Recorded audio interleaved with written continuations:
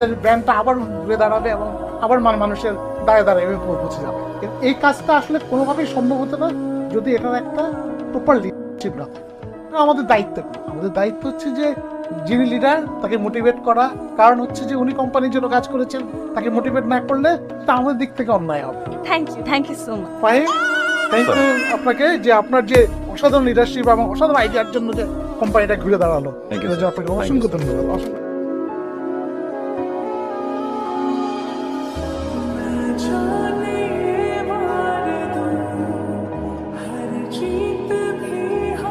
আপনারা দুজনই স্মার্ট, বুদ্ধিমান, কাজও ভালো বুঝেন, কিন্তু কোনো এক কারণে আপনাদের সাথে আমাদের সিঙ্ক হচ্ছে না। একবার একটা ঝামেলা আপনি পাকাচ্ছেন, কোম্পানির ব্র্যান্ড ভ্যালু নেমে যাচ্ছে, আবার একটা ঝামেলা আপনি পাকাচ্ছেন। মানে এরকম ইঁদুর বিড়াল খেলাটা তো আসলে কোম্পানির জন্য সুখকর না, সেটা তো আপনারা বুঝতে পারতেছেন। আমি তোমাকে অনেক ভালোবাসতাম, যদিও তুমিও আমাকে কখনো কম ভালোবাসবে না। আমার বাসা থেকে বিয়ের জন্য অনেক প্রেশার ক্রিয়েট করছিল। আমি অনেক আশা করছিলাম যে তুমি আমাকে একটু সাপোর্ট করবা, তো জব নিবা, সেটাও যদি না পারো অ্যাটলিস্ট আমাকে নিয়ে পালিয়ে যাবা। তুমি সেটা করোনি। ওর প্রতি আমার অনেক রাগ ছিল, অনেক ক্ষোভ ছিল।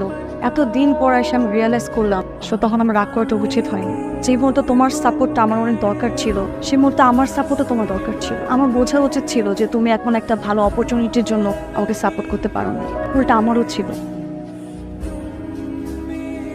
All the best. এখনো ভালোবাসো?